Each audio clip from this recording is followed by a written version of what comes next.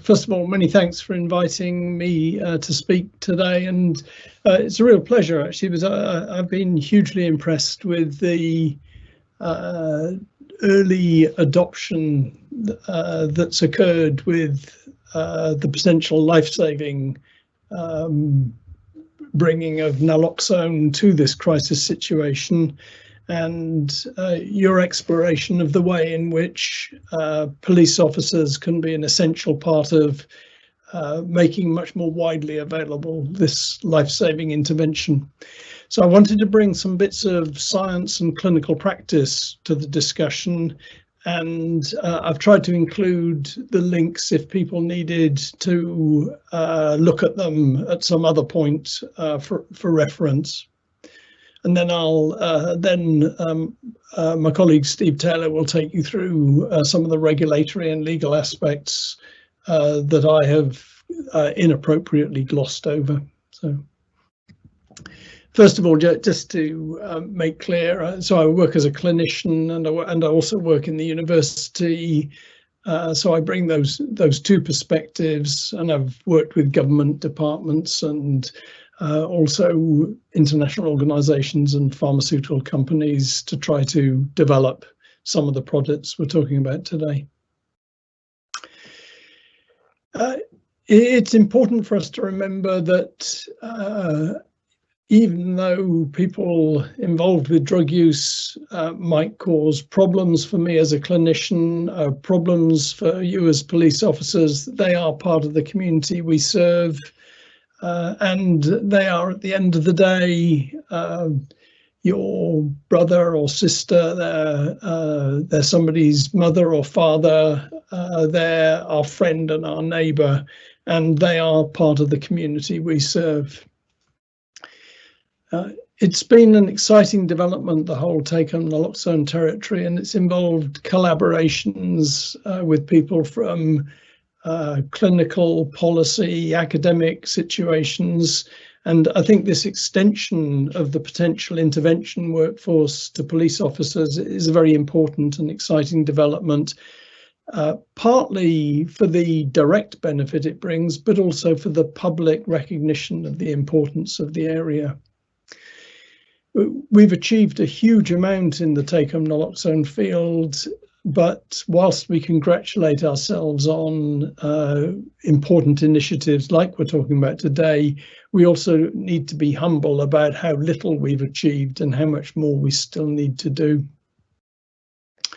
So I was very excited to see BBC News covering the fact, the developments you've been doing in today's BBC News coverage. And then I scrolled down and discovered it's telling me about West Midlands is apparently the first UK police force to pilot take-home naloxone. Searching around BBC website, I then discover their own website also covering the fact that Wales have been providing it. Also Scotland being provided it. So I'm not quite sure what bit of the first in the UK, the BBC correspondents aren't quite grasping. Getting slightly closer to home from point of view of today, we can go back a while and there's coverage of Middlesbrough. But I mean, I'm aware you've been, you were the early adopters, you've taken some of the work, and I imagine between yourselves you work out who's going to claim what claim at which point in history.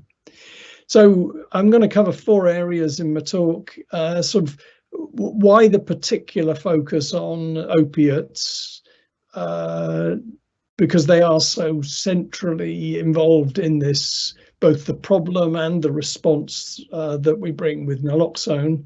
Secondly, let's try and understand what on earth happens, and so that's the little bit of science stuff in the second category. Then look at treatment as prevention, and then considering more how we make naloxone, how we use naloxone more profitably. First of all, just a reminder to ourselves of why we have to get this up the public and political agenda and realise its importance. These data I'm showing here are actually from the US, but they're broadly comparable in the UK. I just haven't managed to get around to producing the slide showing it in the UK, but the public has an understandable, proper concern about deaths from road traffic accidents, and they have slowly and steadily come down over the years. But here we can see how drug overdose deaths massively overtake deaths from road traffic accidents. And these are data, this is actually an old graph, so it isn't to do with the recent particularly catastrophic increase in drug overdose deaths in the US. This is a graph which, as you'll see, covers much earlier period. And let's look at that US catastrophe that's occurring. What you have is overlapping problems. So they have a prescription drug problem, which has led to deaths from prescription drug use. And here you can see the fourfold increase in the annual number of deaths in the US from prescription drug overdose. And then on top of that, there's a second problem, more recent, the last sort of 6 to 10 years of a heroin overdose surge on top of that prescription problem. And then if you hold those two graphs in your mind, there's then a third one I'm going to bring in on the far right, which is the fentanyl problem with illicitly manufactured fentanyl causing an additional surge in those deaths. So they have a compound situation with the three overlapping problems. Let's also look at what do we know.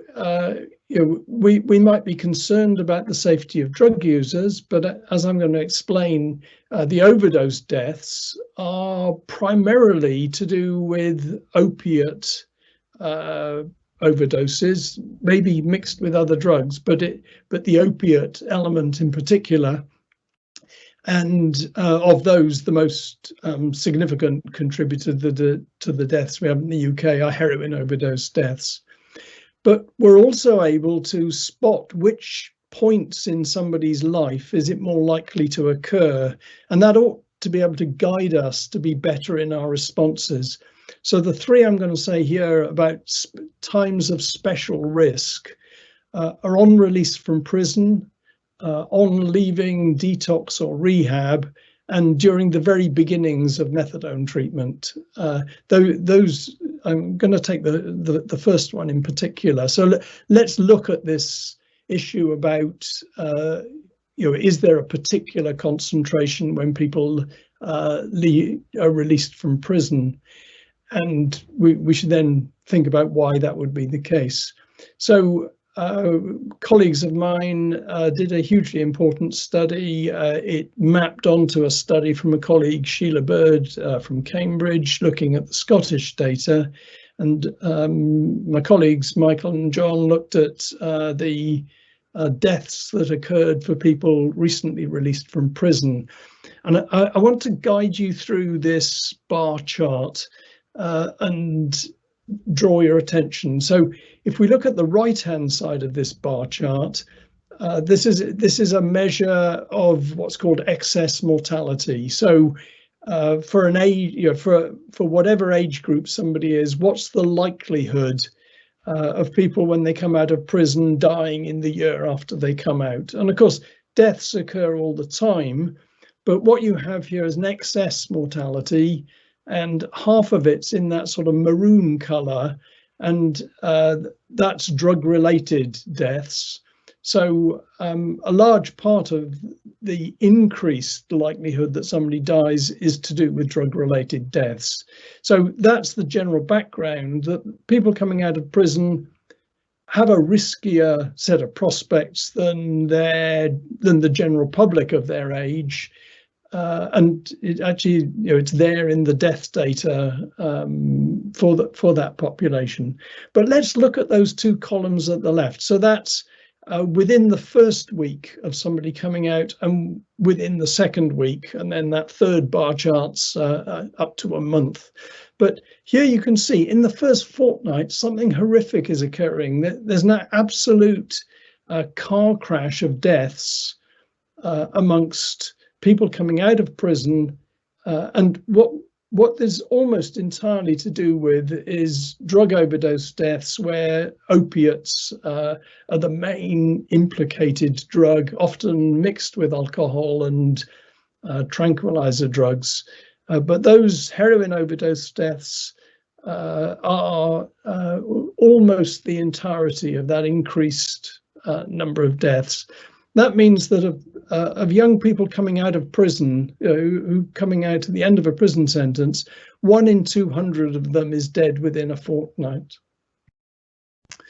Okay, so why on earth would this happen? So this is the sort of science bit where we've been trying to understand what happens in a drug overdose and why does it lead to deaths. So working with colleagues in King's, we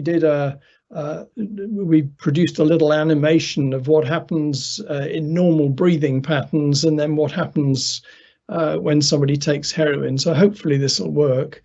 So this is courtesy of the arts department in King's. So essentially on your receptors, somebody takes heroin that's coming in and sitting on the receptors, and that causes the drug effect, but it also down-regulates the breathing system. So essentially it turns off the signal to the brain, signal from the brain to your lungs to breathe. And this is essentially what causes drug overdose deaths. It's where that occurs to an excessive extent and the breathing, your natural inbuilt rhythm to breathe, doesn't kick back in again. And let's look at, we've actually studied this in experimental settings. We've brought people in and measured their oxygen saturations. And I imagine we're probably all now quite familiar with the ideas that people's oxygen saturation might drop.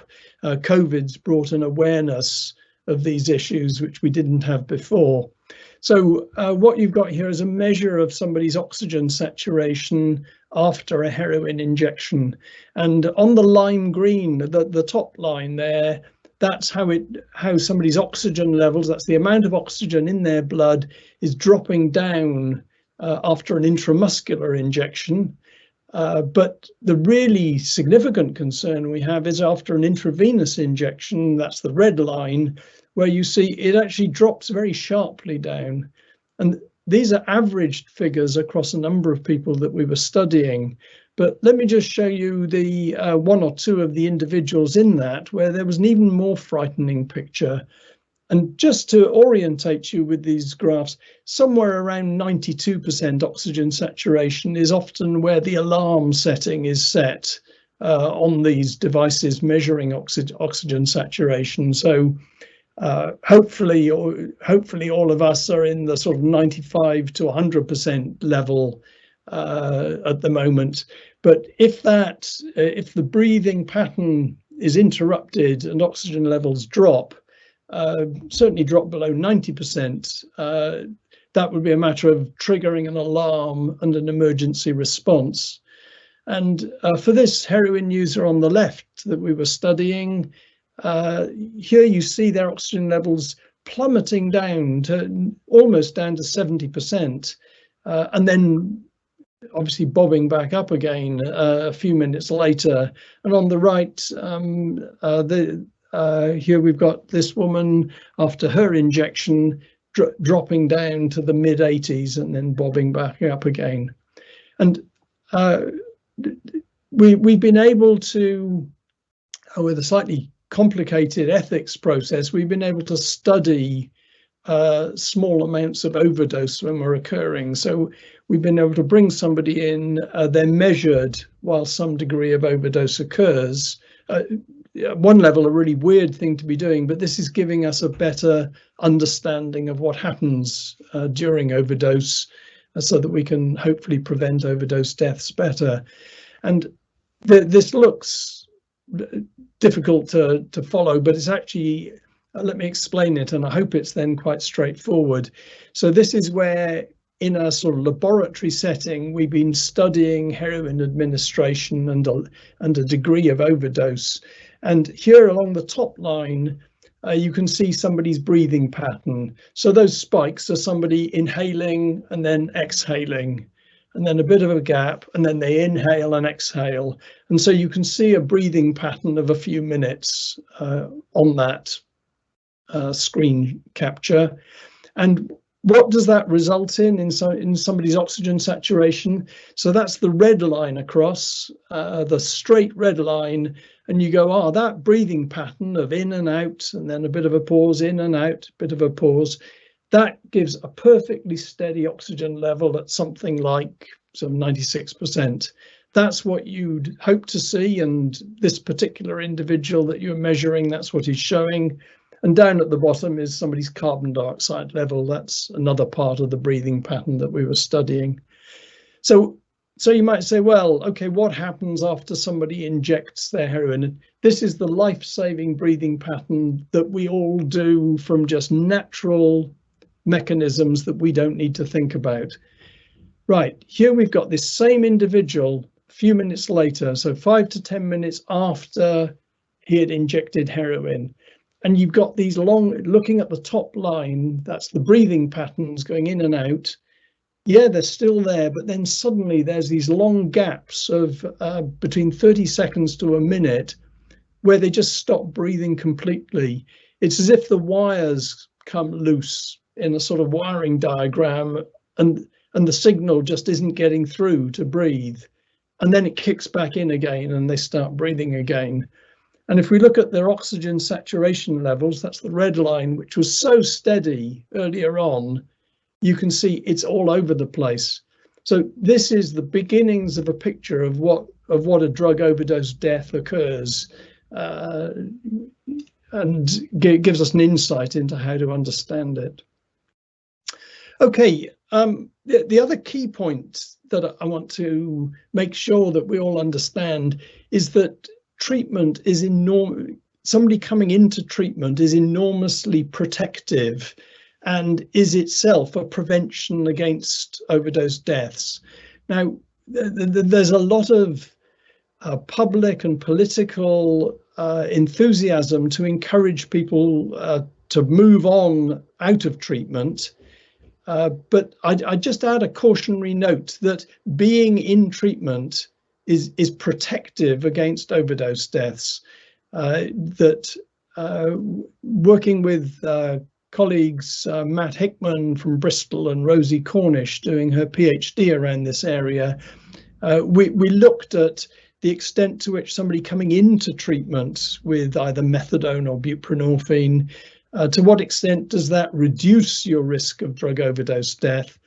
And for people wanting to sort of dig into the figures, this is a chart of the risk of overdose death during the first few weeks of treatment, when with the first sort of diamond you've got there on the left, it's slightly above the central, the middle line, meaning there's a slightly increased risk whilst you're getting somebody settled on their treatment. But for all of their time in treatment, that second diamond, there's a 5-fold reduction in the likelihood that somebody would die of a drug overdose death during all of the time that they're in treatment. But when somebody comes off their treatment, when they finish the treatment, there's this rebound increased risk. That's the third and fourth points there, that coming off treatment has a hazard associated with it. Now, I'm not saying somebody shouldn't come off their treatment, but we need to be aware that is a time of increased risk of a drug overdose death, that they would relapse, and the relapse is more dangerous than their preceding use was.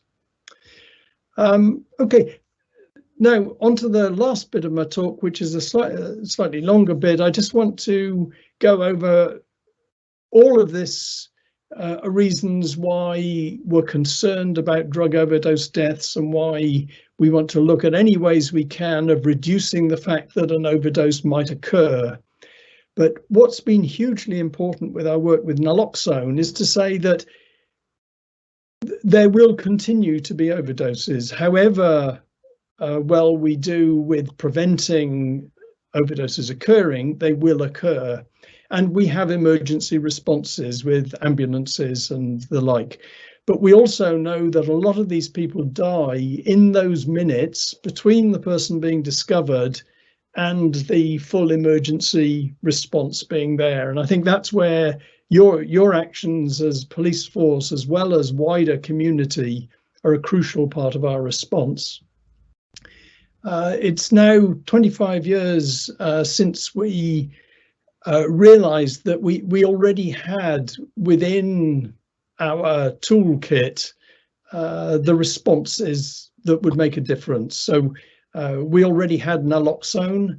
So just as with other medical crises, like if someone has a severe peanut allergy or a bee sting allergy, or in other countries, snake bite responses, we would say we need to get the medicine to where the crisis is going to occur. So we have defibrillators in shopping centres or leisure centres. Applying that same preventive approach, we needed to look at how we could get naloxone to be more widely available to where it could be used whilst waiting for emergency services to appear. So what is it that naloxone would do? Well, why is naloxone so important? Now, you've already seen this animation that this down-regulated the breathing, putting somebody's life at risk. So if we now look at what happens when naloxone's given, and naloxone comes in visually as a light blue color, so that the naloxone's administered, and it actively knocks the heroin or the opiate off the receptor. It wipes the heroin off the receptor, and then the breathing, which had been blocked, the breathing starts up again.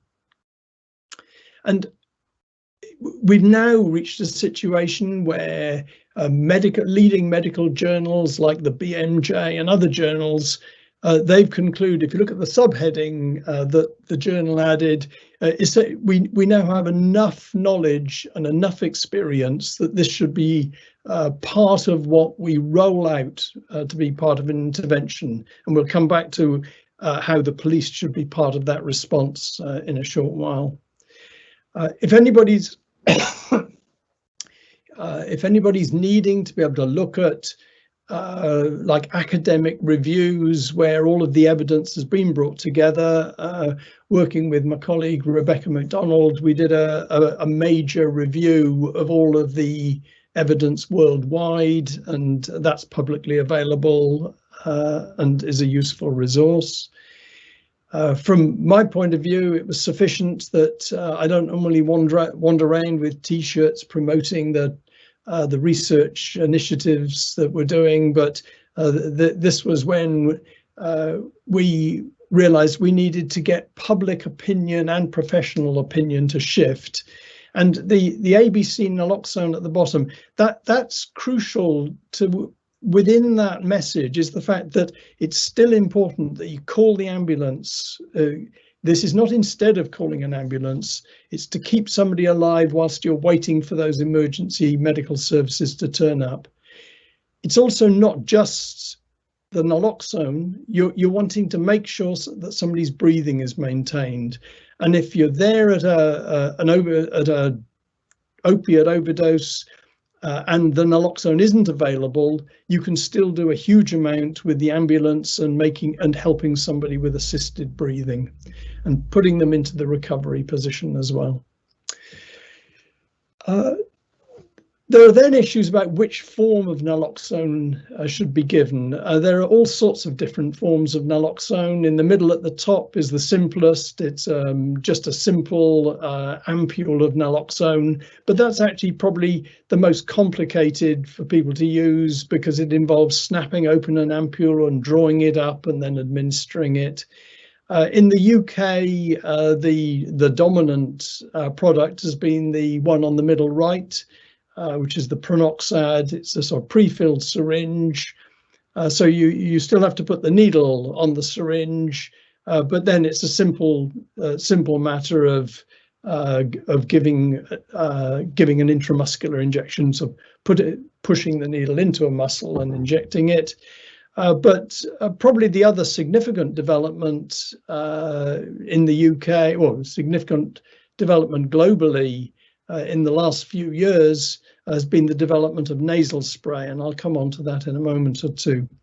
But what we have globally as a response, and that actually has included very significant involvement of both firefighters and police in North America as part of the response, is that anybody who's likely to witness an opioid overdose should have been provided with naloxone and should be trained in how to administer it and how to manage that overdose whilst waiting for full emergency medical services to arrive. And World Health Organization actively promotes this now.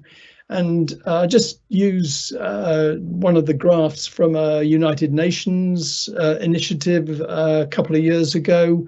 The bottom left here, they've got this 90-90-90 initiative, and it's useful to look at it. They'd set the objectives that 90% of all relevant target groups, and that would include family members, it would include, and I'd suggest it would include police officers, any police officer who might be in a situation where they're needing to care on an interim basis for someone who's had a heroin overdose.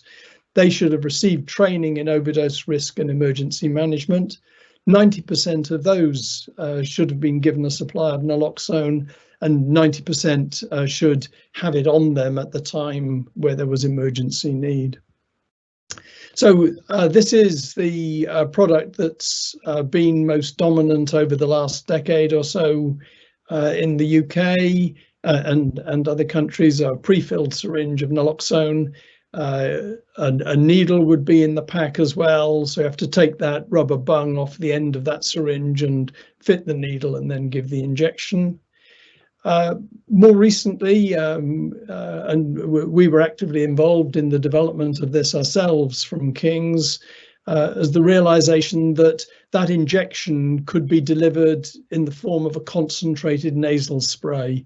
So the solution in this nasal spray is 20 times greater than in the injection, so that small mist of spray carries as much drug as the syringe of the injectable form. The version we have in the UK is called Nixoid, comes as a twin pack, but there's now quite a number of different nasal sprays around the world. So the leading one, and some of your speakers later in the talks from North America, they'll be talking about Narcan nasal spray, which is the one on the top right there.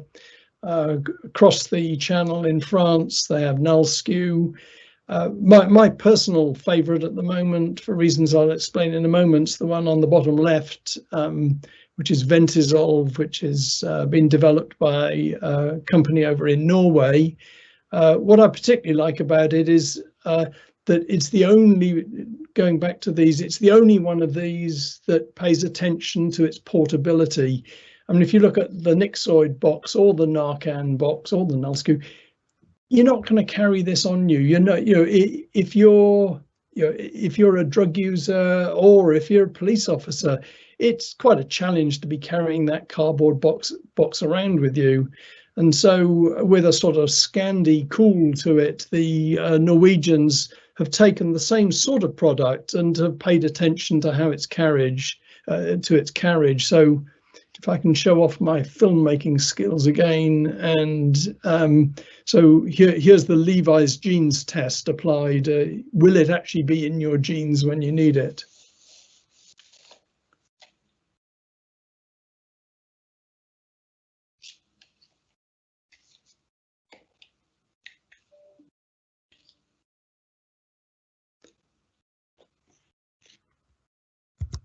So, whoops, sorry, I didn't mean to, hold on.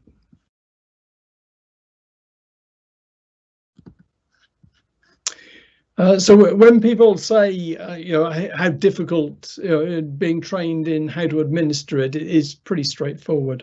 So my last few slides, just wanted to talk about, does dose matter?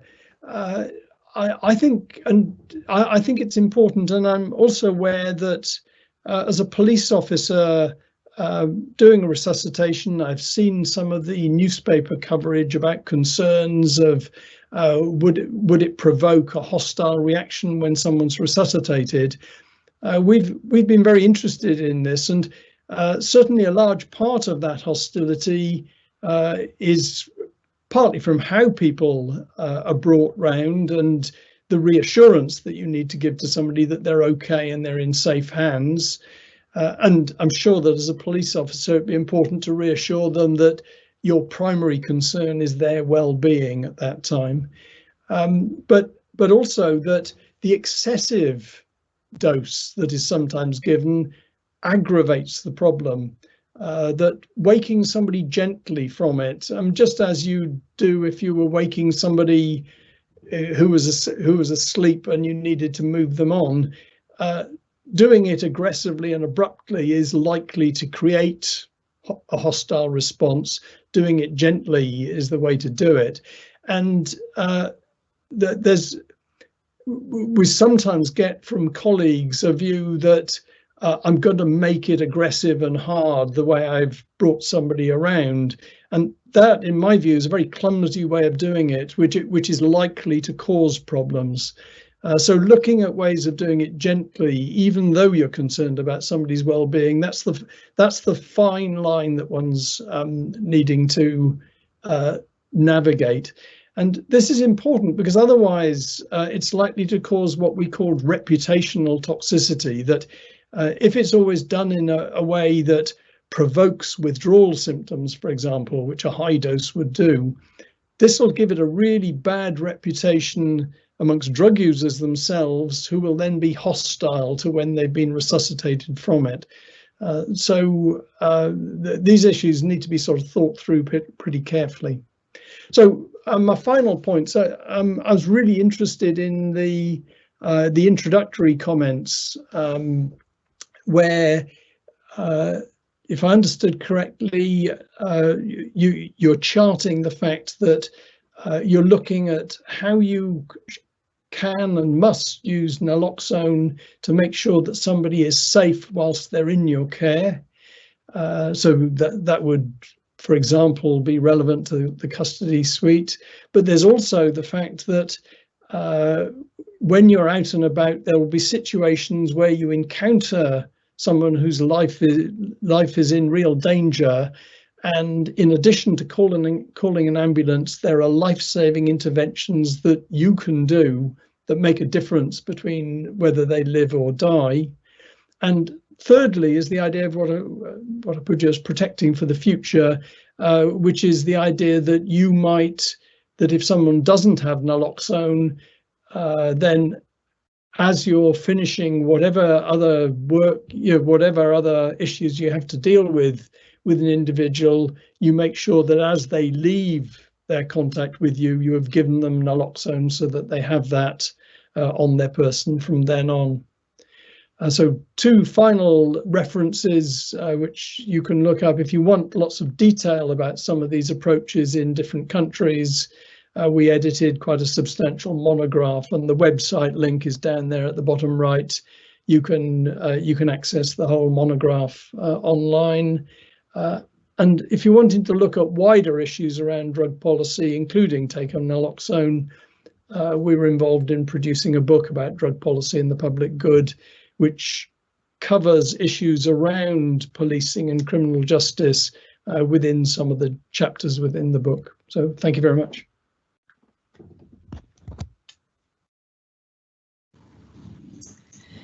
Thanks so much, John, for that really comprehensive overview of overdose and treatment options. And just to remind everyone that if you have any questions or comments for John, please do submit them via the QA function at the top of your screen.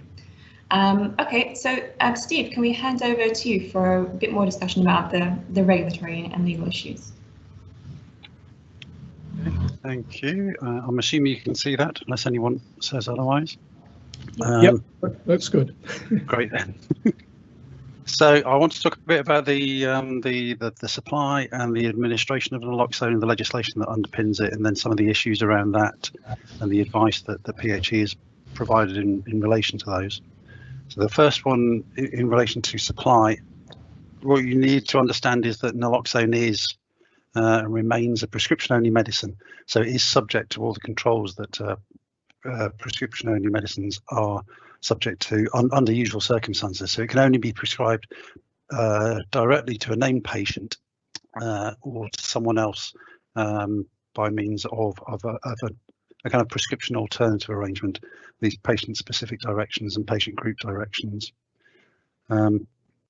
So that's someone who is currently using opiates, someone on opioid substitution therapy like methadone, someone was leaving prison with a history of drug use, someone who previously used opiate drugs, and also with the agreement of someone to whom naloxone could legitimately be supplied. It could be provided to their family members, carers, peers or friends. So that's kind of the position all before October 2015, which I'm about to talk about, but it is also the position as it currently applies, in addition to what changed in October 2015. And what that was a change to the human medicines regulations.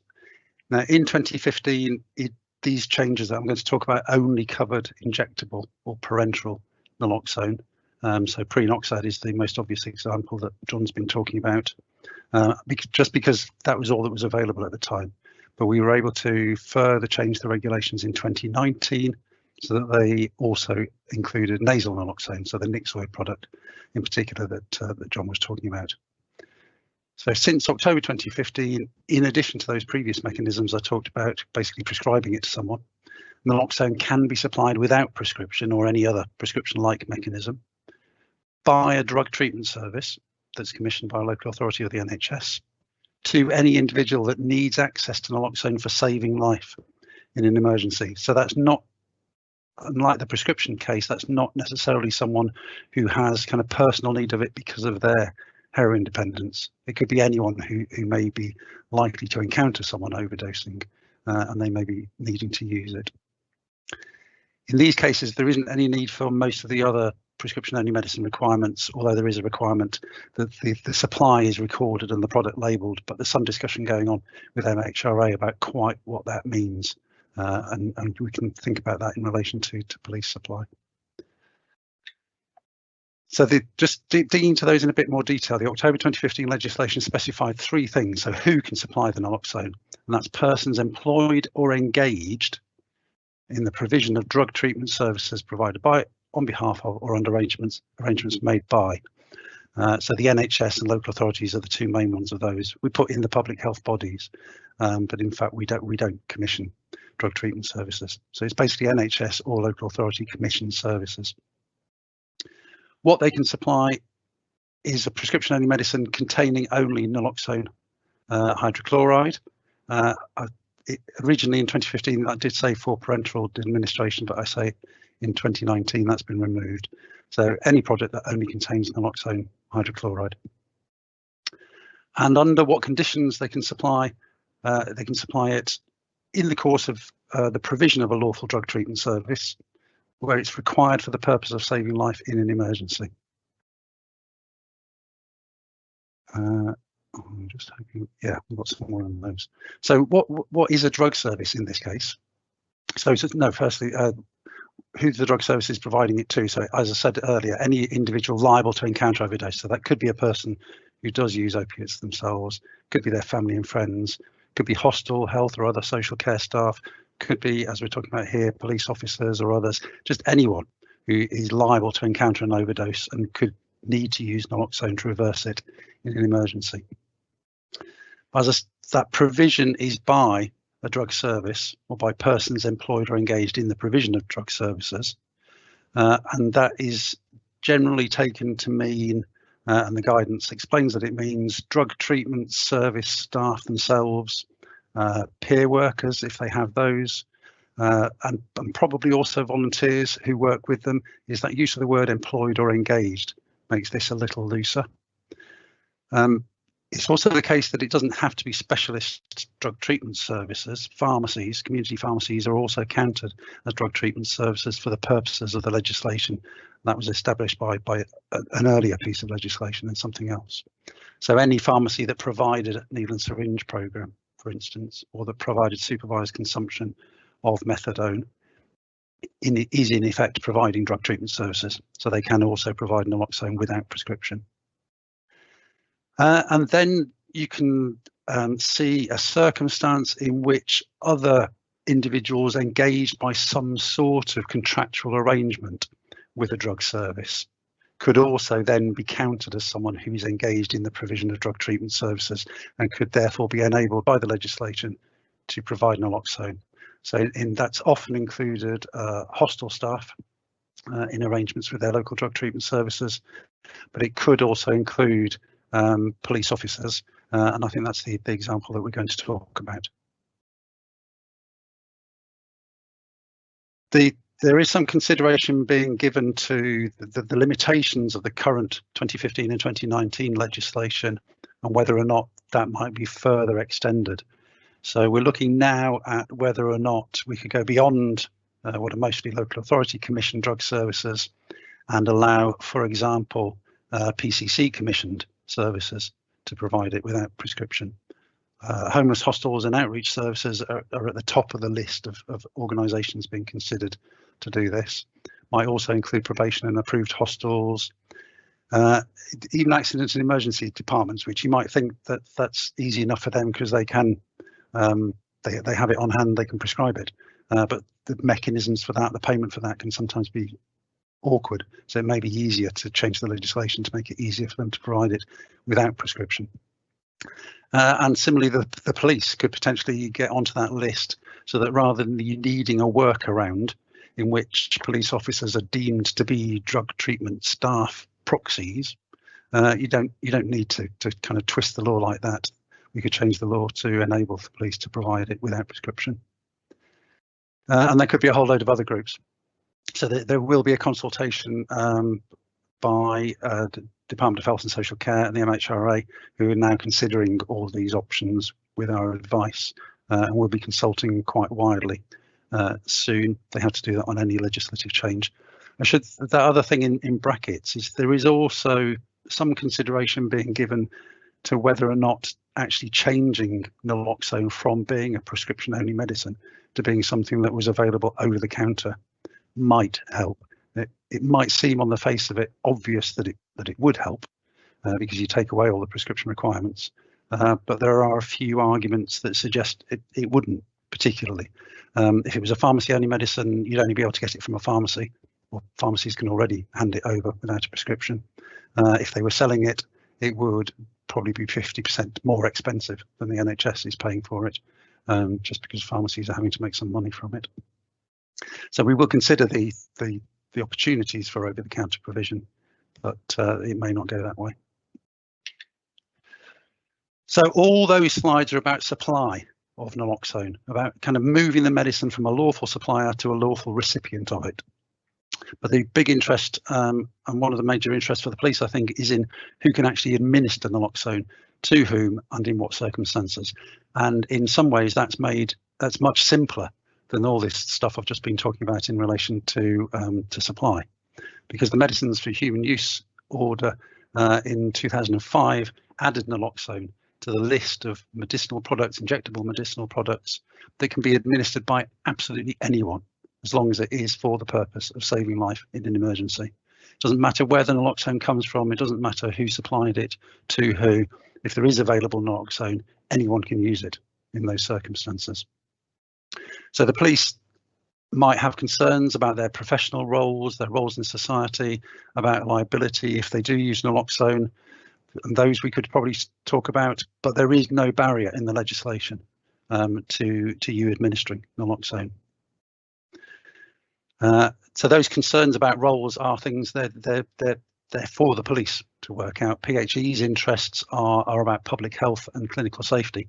So we have provided some advice to the National Police Chiefs Council about the use of naloxone, and then it covered those aspects. And the main thing we were able to say in that is naloxone is a remarkably safe as medicines go, but no medicine is entirely risk-free. So you're right to consider the risks, and those are different depending on whether you're just looking at the medicine itself or the route of administration. So particularly in relation to giving naloxone as an injectable medicine, there is a small risk when you give the injection that you hit a nerve. It's fairly small the risk, and it can be mitigated by injecting into the thigh where there's a large muscle, or you just take out the injectable risk and use nasal naloxone. There's a risk that I know a lot of police officers have expressed of a needle stick injury. You can be more cautious in how you use an injectable naloxone, twisting to remove the needle sheath, replacing the syringe in the case between doses, or again, just take out the needle from the equation and use nasal naloxone. There is the risk that John talked about of just very rapidly reversing someone's overdose and sending them into withdrawal and putting them in a bad mood, basically. And as he said, you can mitigate that risk by using the recommended cautious kind of dose by dose administration. And then there are much smaller risks in relation to medicines of allergy, or the possible return of pain if someone's been taking an opioid painkiller, or potentially to an unborn child. But again, the recommended cautious step-by-step dosing will reduce what are already very small risks of those. And in anything you're doing, you're going to be wanting to balance the risks versus the benefits. And usually, as I say, all of these risks are very small, and the benefit may be that you're going to save a life. So that suggests that the equation lands fairly heavily on the benefit side. That was slightly different, that balance, that equation, when only injectable naloxone was available. Now there is a nasal form of naloxone. That I think that has changed the risk-benefit balance. So it even more falls on the side of there just being an obvious benefit to reversing an overdose. There are some other considerations that you want to think about. So because there is some small risk, you don't give it to someone unless it's appropriate to give it to someone, and it's only appropriate if it is an opioid overdose. There are other drugs that make overdose or the suppression of breathing that John talked about more likely. Alcohol in particular, benzodiazepines, the gabapentinoids like pregabalin.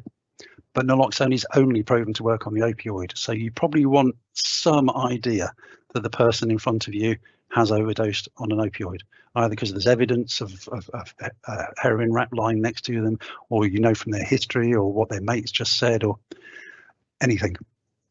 I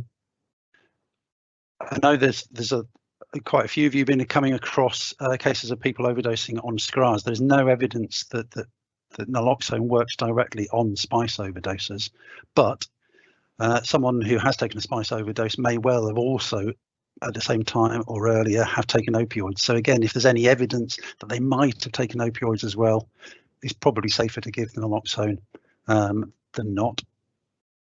And then the other risk, which again I think John touched on, is just the other fear, I mean, is about whether or not naloxone is going to be effective against really strong opioids like fentanyl.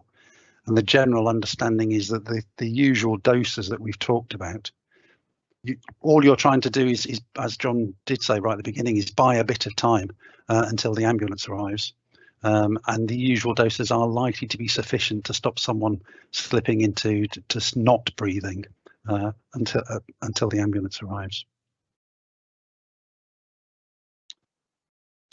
So the guidance and other information that we've provided, there's DHSC, MHRA and PHE web guidance widening the availability of naloxone, which was brought out on the back of the 2015 legislation, is very much aimed at drug treatment services needing to give out naloxone without prescription. Drug misuse and dependence clinical guidelines go into some detail on the provision of naloxone, but again, it's very much aimed at treatment services. That all the legislation that I've mentioned, there are links to that there. The manufacturers themselves produce some quite in-depth information about their products and videos explaining how to use it. And if you're thinking of introducing naloxone to your force, then your local drug service is going to be someone you'll want to work quite closely with. They might be providing it. They certainly have a lot of information about it. And then I did also mention there is unpublished advice that we provided to the National Police Chiefs Council that they'll be able to share with local forces. I think that's all I wanted to say for now.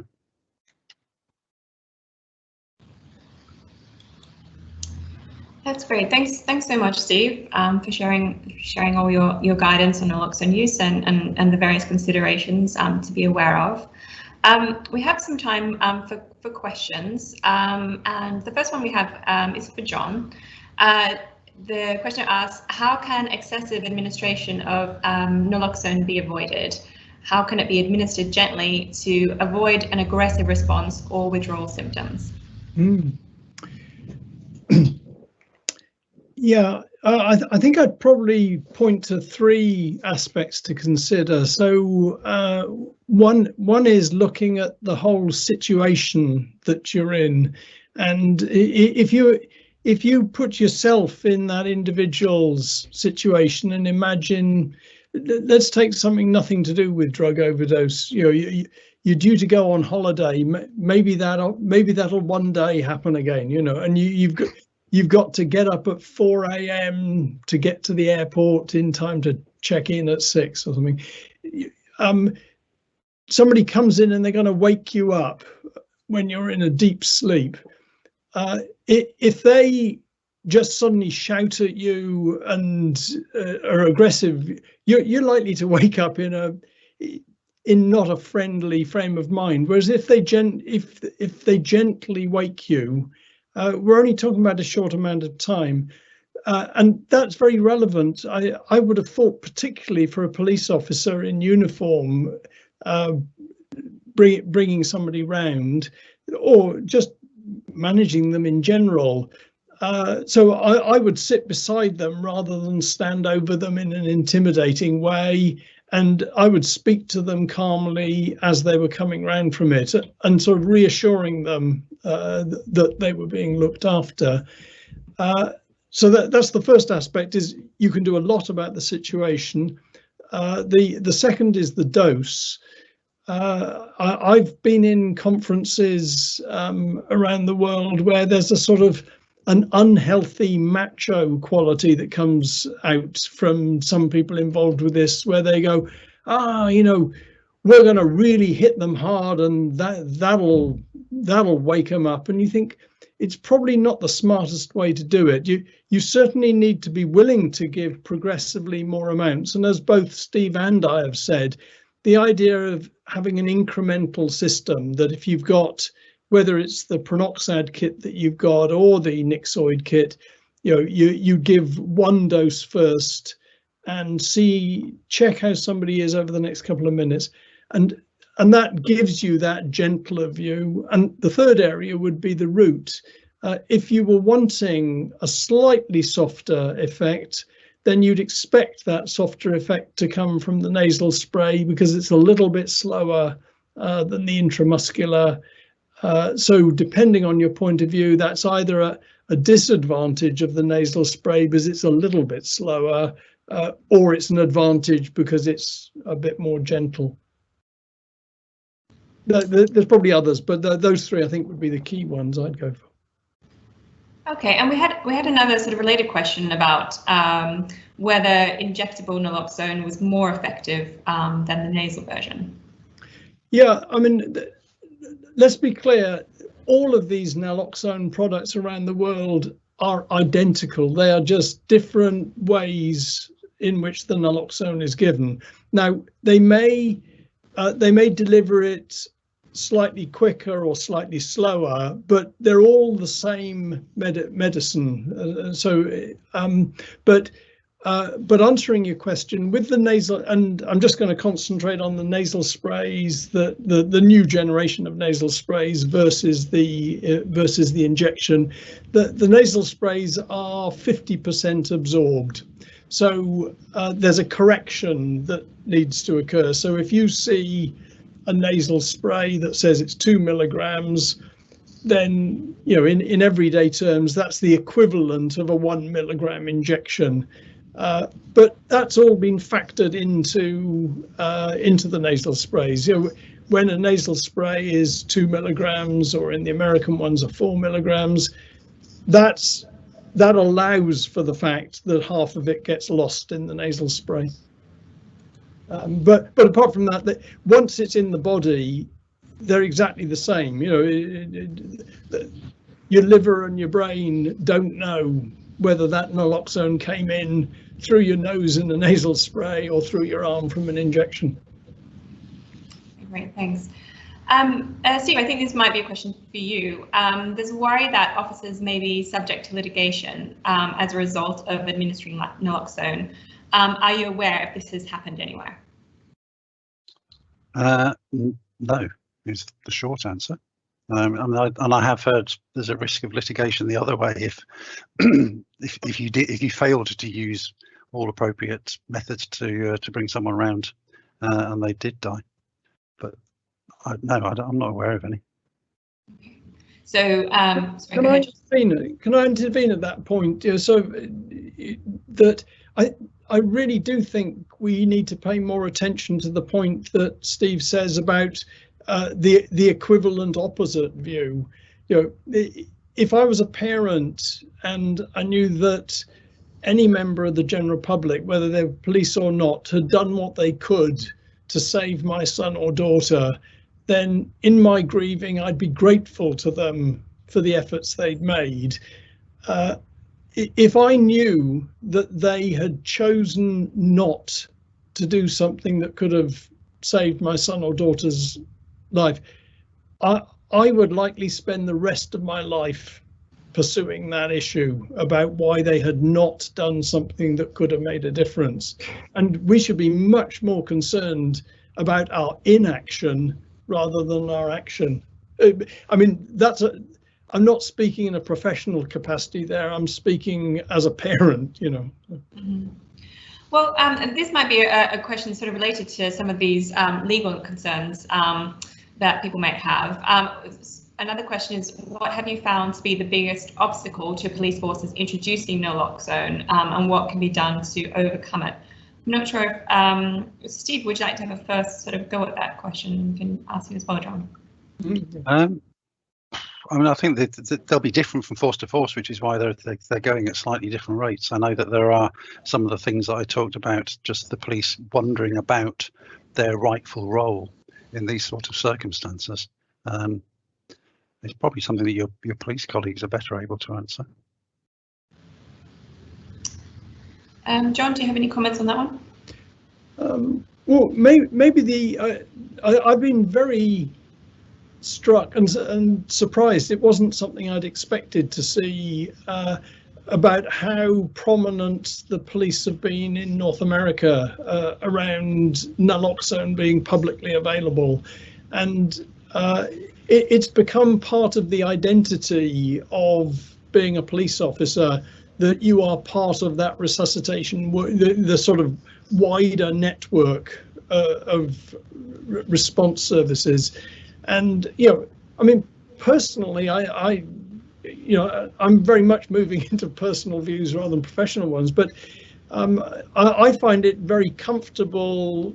I find it very reassuring that the perception of a police officer would be somebody who helps deal with the crisis that they encounter, not just a law enforcement officer. But I'm very much, it's an issue that I think is for your audience to sort of deal with. The other obstacle that I've come across, which personally I think is disgraceful, is price being something that gets in the way. And I think we do have to ask ourselves, just sort of, how cold-blooded are we willing to be as a society? I mean, let's be clear that the naloxone itself costs pence. The actual products themselves cost up to £30. Are we really going to say that we're not willing to have a product that costs £30? We allow it to become something that stands in the way of healthcare provision, and I think we tolerate that far too much. I don't think anybody ever deliberately intends that to be the case, but the end result is that you get drug treatment agencies or partners saying we can't proceed with that because there isn't a special budget line for it. We've got to ask ourselves some questions about what are we here for. Yeah, and I think Stephanie and Jason will touch on that in their presentation on Monday as well. Good to have that practitioner perspective. Okay. There is a point. Let me leave this with you for a minute, because I know you've actually, with a number of the schemes, you've been very successful about finding partnerships whereby somebody meets the cost for that. But I'd hate to think we were endorsing a situation that it could only be done where that partnership was achieved. I'd say congratulations. I'm delighted that partnership arrangement is what it ought to be. But if it isn't, you've got to find a way around it. It's not that you don't do it. You've got to find another solution. Mm-hmm. And John, you mentioned, the sort of the comparison between how these programs have been established for much longer in the US than they have here in the UK. And I wondered if you could talk a little bit more. We will obviously have a session on the evidence from the US, but I wondered if you could talk a little bit more about how it came to be that these programs were established in the US before the UK, and sort of what that reflects about differing perceptions about police and law enforcement's role in the community. Yeah, I want to give a shout for the UK here. Actually, we were doing it more earlier and more extensively in the UK, but as with many other things in health and science, the US, once it got going with this, then in the UK we were like scrambling around on mountain bikes when a big tank goes past of a sort of much bigger response. What is different? And so around the UK, you've got very impressive local initiatives of where things have moved forward. England, in my view, hasn't been able to harness it in a coordinated way that Scotland and Wales have managed to do, for example, partly to do with the fact that that's just how healthcare and responses are organised. And I imagine the same is true with the police as well, where you have a large number of individual decision-making units rather than central decision-making. The other consideration about the police in the US, as with firefighters, I couldn't understand this issue about firefighters. Firefighters were one of the first groups that started using naloxone in this way in the US, and it's because firefighters and the police are often the 911 response team that go out. In a way that is less likely to be the case in the UK. So partly it's just different roles, but it's become a very positive identity of the police. The websites are full of proud police officers talking about how it's been validating for them in their role in the community. Mm-hmm. Great, thanks. We have another more general question. I wonder if I could throw it to you, Steve, first of all. It's another kind of question about making comparisons to other countries. The question is, what approaches do they have in Europe to naloxone, and if they differ from the UK approach? Oh, you're probably better asking John that, since he wrote one of the European monographs on it. But I mean, but Steve, it's pretty similar. I mean, by and large, countries are all different, but and some of the products that we've been talking about have been developed in some other countries. They've been brought in at different times. They might have arrived there first and then come here. Yeah. And some others we've been leading the way. Yeah, it's a mixed picture, but similar at the same time. Yeah. Okay. We actually have a comment going back to the discussion about concerns around litigation, and a comment to reference Article 2, right to life, and police duty in respect to this always comes before concerns around litigation and as a consequence of administration. So yeah, thanks for that. Really interesting points.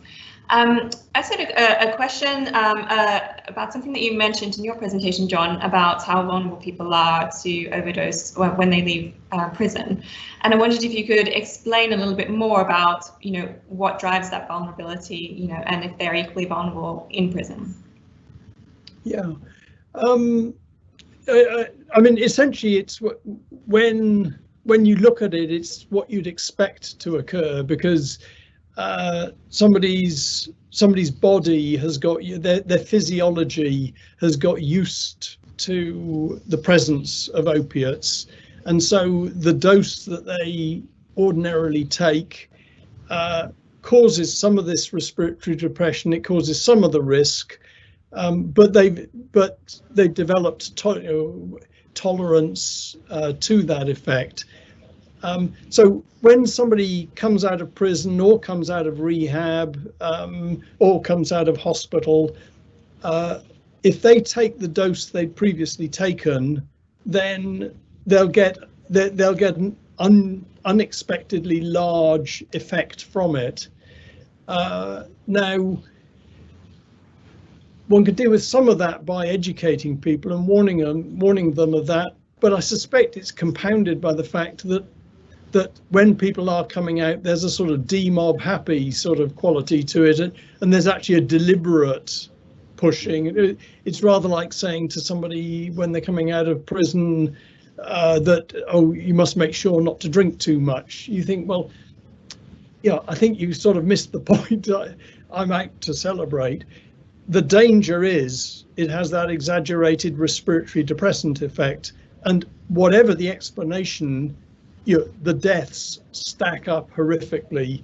And though that chart I showed, the same exists around the world. I mean, the first studies were done from the UK, but it's now been studied in all sorts of countries around the world. And from a policy point of view, it's actually quite good news, because it means we can think of where do we want to make sure there's an effective intervention. You don't want there to be a concentration of the deaths in a time or a place, but when there is, it focuses your attention to think, in that case, we better get that bit clear. And so, for example, I think you've got Kirsten Horsberg talking in one of the later sessions. Kirsten will be able to talk about how they specially focused on people at the point of prison release. Here's a time where we know people are entering a danger period. We can do we wish it wouldn't happen, but if it does happen, we can make it less likely to result in a death. Mm-hmm. Yeah, there's a question I wanted to ask actually about if you had any reflections, and Steve as well, about how services might be joined up more effectively to protect people coming out of prison from overdose. I mean, do you think there could be any improvements to be made? Oh, definitely. I mean, there are targets which is, I don't know, it sounds a bit civil servanty, but the targets are designed to achieve a policy objective, and the policy objective is designed to protect human beings, and that's around massively improving the continuity of care between prison and the community. Because what tends to happen, or the risk at the moment, is that people leave prison perhaps at late notice on a Friday, spend the weekend partying and don't make it to the drug service on a Monday. So we've been looking at ways of massively strengthening the link so that the drug treatment service is very well aware of when someone's coming out, what treatment they've been having in prison. They've already put in, between the prison and the drug service, they've already put in place a continuing prescription if someone was on a prescription. The pharmacy is going to be open so that they can receive it. So all those things are there to try and protect the person more. Also, just simple things like meeting them out of the prison gate and escorting them to the treatment service if necessary, or at least hanging around with them so that they're kept safe for a while.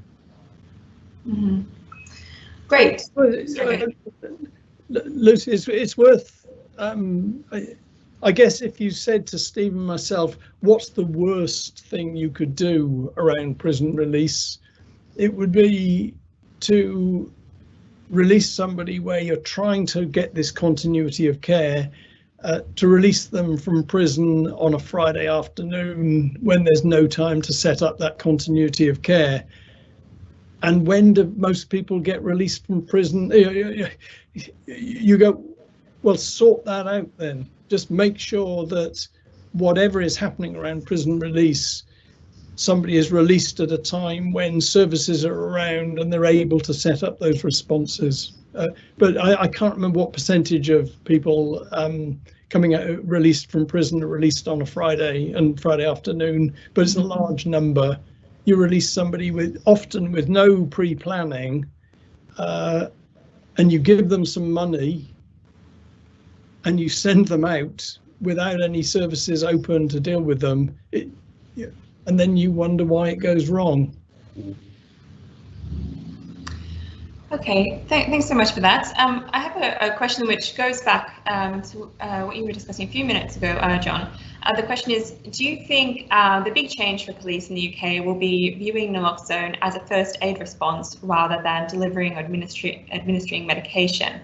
That seems to be where the mission creep concerns come in from officers, that administering a medication is not the role of a police officer, particularly where in some forces, officers have been specifically told not to administer medications for fear of reprisals.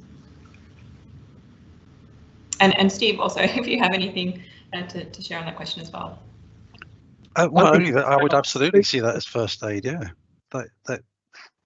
There's no kind of ongoing administration of a medication that person might have been taking otherwise.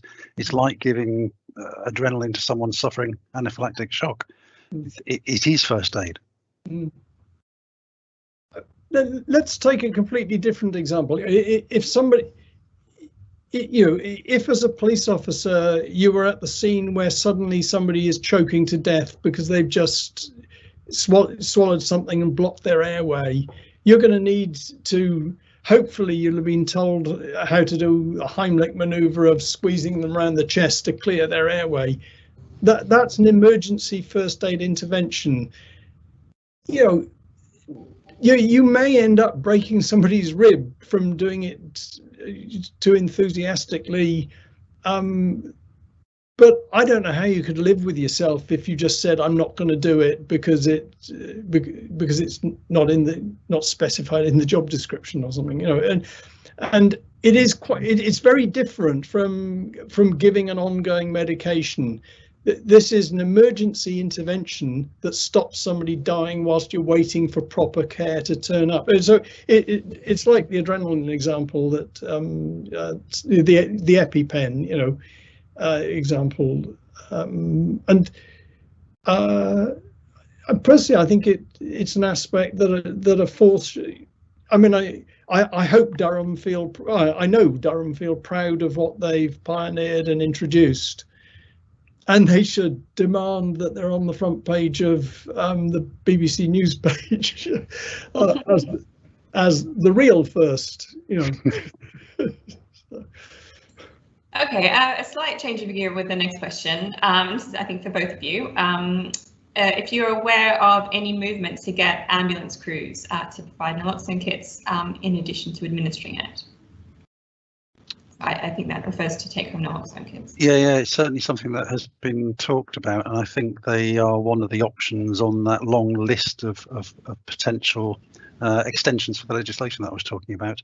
I'm not aware of any areas actively promoting it at the moment. I know certainly at least one A&E department introduced it, but I haven't heard of any ambulance crews recently. I suspect it's in that category. I mean, I think there's a general support for that, and there's one of those irritating situations of nobody quite sure whose responsibility it is to make it happen. And it is, of course, different. I mean, rather like the interesting work that you're doing in Durham about providing it to people as a preventive measure. That's where you're moving from the crisis response into the preventive intervention. Seems very good to me, but it's a different sort of debate from do you do something that saves somebody's life whilst they're the equivalent of drowning? You know. Yeah, we have a similar question about leaving take-home naloxone kits. You know, for example, at a residence where someone has overdosed. And whether there's any evidence on sort of effectiveness of this approach, and likewise considerations or concerns about leaving these kits following an overdose. I don't know if either of you are a better place to answer that one. I just said I'm not sure. It just seems like an extension of what we have just been talking about. That I'm not sure of any direct evidence, but it would seem like an obvious thing to do. If someone's already shown that they are at risk of overdose, then you take measures to prevent it, it killing them next time. Some of the early initiatives, I don't know if there's any, what the evidence is around it, but in terms of reports of it having been life-saving, making sure that if you have a hostel for the homeless in your area, that making sure that the staff, the management and the staff there are aware that there's quite likely to be a substantial number of the residents who have addiction problems, and do they know how they would deal with it? And but it's more at the level of applying these same principles and looking at each and every opportunity to make sure it's there. And thinking of EpiPen is sort of quite a good example. You know, just say no is the answer. You know, people with severe allergies should just make sure they say no to anything that has that. But in addition to that, you want the system to be there so that whether they did it willfully or not willfully, if something goes wrong, you have the backup system there. And that's the sort of principle behind all of the work we're talking about here. Great. We have a response from attendee about the question on getting ambulance crews to provide naloxone kits. There's a huge effort from the Scottish Ambulance Service to provide take-home naloxone across Scotland. We believe they already meet the criteria of being a drug treatment service. So thanks very much for sharing that. And one more question. Our legal services question why officers would carry naloxone and not EpiPens or asthma inhalers as part of our first aid kit. They're worried we would get scrutinised for this if we were to issue officers with naloxone. I don't agree with this, by the way, but I would like to know what your response would be to this. Steve, would you like to take this one first? No, I really wouldn't. I don't think I could provide that sort of legal advice either, because, well, I have no legal training, and probably as a civil servant, I shouldn't. Okay, you're going to pass on this one, John? I would say it's bonkers, but beyond that, I don't know. I mean, I do worry that some of the debate, that there's a dangerous potential for the obvious, what I see as the obvious common sense of this intervention to get snarled up in a wider debate. And I can understand that there are professional debates about the role of the police officer and how does that relate to the role of other response teams. I'm just saying, if it was my son or daughter, I'd want to know why the hell was that opportunity not harnessed when it could have made a difference between me being able to chastise my son or daughter for their behaviour rather than attending a funeral parlour. Okay, we'll try to pick that question up again at Monday's session. Also, there is, and the National Police Chiefs Council has previously issued some advice in relation to this, and I think they're about to strengthen some of that advice. So I'm not the person to provide it, but they are, and they are in favour of it. Okay, great. That's really useful. We'll look up that link and share that with the attendees. Thanks for that. I think we have just one last question. What research or investigation has been undertaken to understand how drug users feel about the use of naloxone? Are they aware of it? Are they supportive? Would they self-administer? Are there any implications of taking away the risk from the user, which in turn supports continued use rather than methods to tackle the addiction? Yeah, I think John can talk about some of the actual research, because there has been a lot of research, and the evidence is that it doesn't encourage people to take greater risks. They are much more interested in taking responsibility for protecting themselves and the people around them. There was a question there about whether or not they could self-administer, but usually you're not in a position to self-administer because you're out cold. But you'd want it to be available so that anyone else in the area would be able to administer it. And certainly there've been user groups, drug service user groups, drug user groups in this country and in other countries who've really led the way on getting their peers to carry naloxone, getting people to understand how to use naloxone, training people in its use, advocating for it to be more widely available. There's an example of the area that John works in Lambeth has been one of the kind of the leading lights. Great. Any other comments on that one, John? No, I agree with what Steve said, I mean, personally, I think it in a way for the drug user, for the drug worker, for the police officer, for all sorts of people, I think it's a valuable extension of the contribution we make to society and well-being, and it's mainly astonishing that we didn't realise before that we should be seeing this as part of what we're able to do. And through the work that Steve and his colleagues have done, we've now got the extraordinary situation that any member of the general public is allowed to step forward and intervene in this way. And I just can't contemplate that we'd have a situation where any member of the general public could step forward and do it, but not a police officer. That would be bonkers. It would be my new sort of academic word of the. Could you briefly sort of summarise the research that's been undertaken on sort of user perspectives about naloxone? And you mentioned in your presentation, that people can have negative experiences if it's not handled correctly and so on. Could you just share a few words on that?